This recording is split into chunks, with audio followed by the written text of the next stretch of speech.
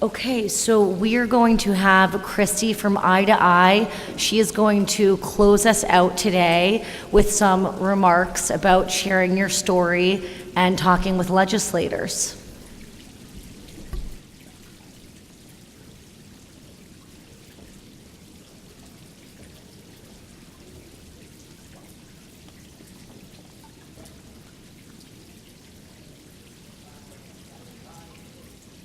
Yeah, no worries.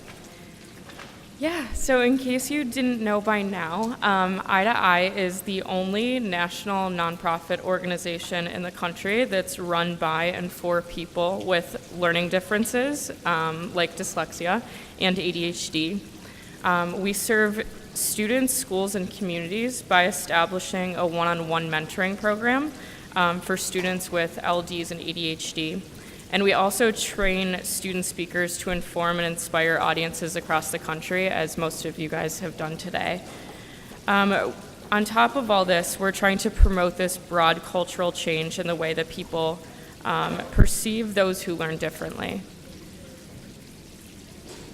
So as part of Eye to Eye, as I said, we train student speakers across the country to be able to share their stories, because in everyone's stories, there's so many important key things to take away. So today, and in the future, you guys are going to be using your stories to meet with your legislators, to talk to your teachers and professors if you're a student, getting together with friends, family celebrations, discussions with teachers at your children's schools. That's so important for them to understand how your child learns. And also to, can I move this a little bit?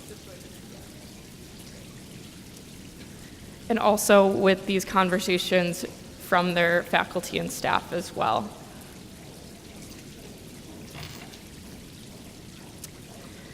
So as most of the people already shared, there's so many different parts of your stories that you guys should be proud of speaking on behalf of.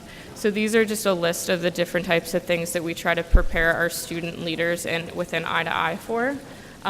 So early school challenges, when you knew that you were different, when you were diagnosed, the different labels, so what it means to be someone that has dyslexia or be someone that has ADHD. How you worked harder than most other people in your classes. And, you can see this list here, but we try to teach them tools for success and all sorts of different things.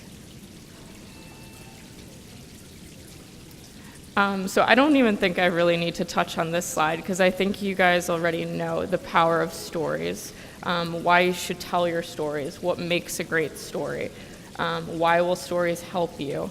But there's something so great in everyone's stories, the way it makes you feel, the way it makes you think. And it's so important for you guys to be able to convey your messages to your teachers, to legislators, to all the important people that are going to help our children and younger generations.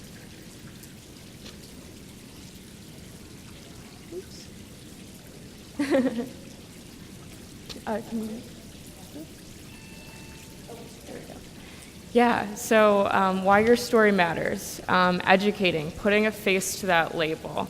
On paper, dyslexia may mean one thing, but once you hear someone's story, it could, totally unlock different things that you might not have heard before. So this is what dyslexia looks like. This is what ADHD looks like. You're also building that connection because when people hear stories, you're able to say, I have the same challenges. I know how you feel. It also inspires people, especially our younger generations, to achieve because when they hear some success story in front of them, they're more likely to say, you know what, or look at them and say, like, I've done it, so can you. Strengthening support from teachers, parents, and school administrators, knowing that they have allies, knowing that they have their back when they're in tough situations. And then I think why we're all here today is just to promote this LD ADHD awareness, encouraging others to speak up about their disabilities, and also to creating that dialogue that surrounds these different learning disabilities like dyslexia for the broader community.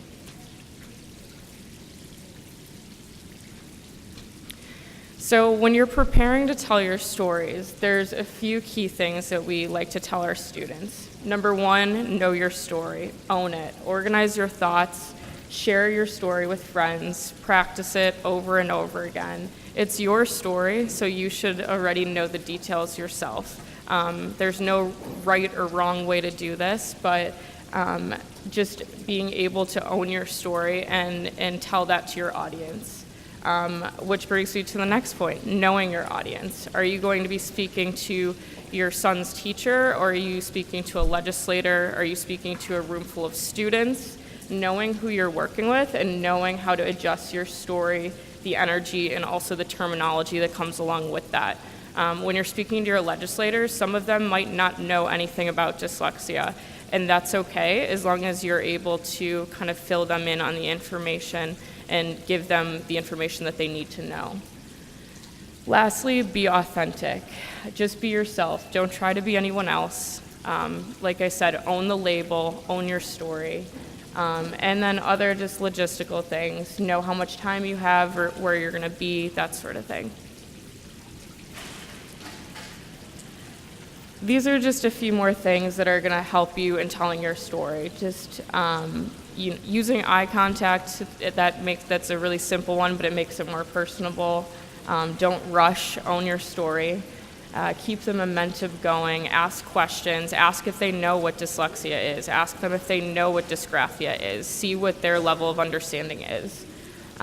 If you use LD terms, be sure to explain them. I can't stress that enough. I use the phrase LD because I know that this audience knows what an LD is, but if you're in other situations, it's very important to explain these different things.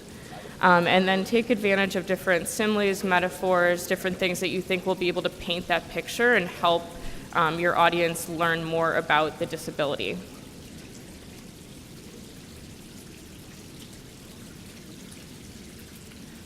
These are a lot of the themes that we try to work with, different self-esteem issues, self-advocacy, how your brain works, so metacognition, thinking about thinking, accommodations, what's going to help your child or your students in order to succeed, whether that's audiobooks, whether that's the dragon speaking naturally, the life scribe pens. There's so many different things out there.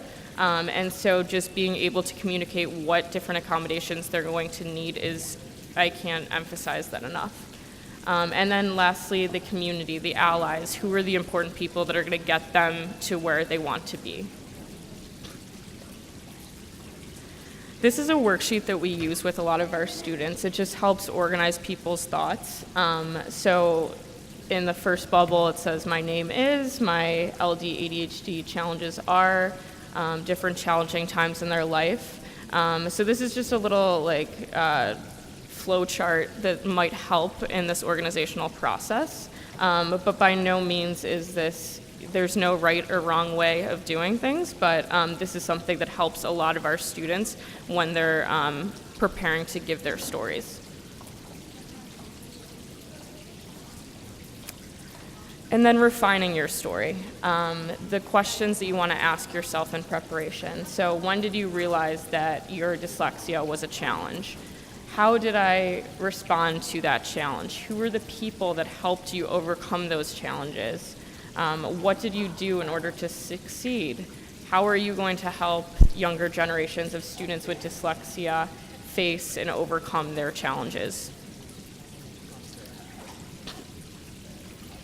And lastly, remember that you are the expert in these situations. Even though you know a lot about dyslexia or other learning disabilities, legislators may not know. So you are there to teach them about an issue that you know a lot about. Legislators work for the people of New York, and they're elected by the people of New York, and they work for every citizen just like you.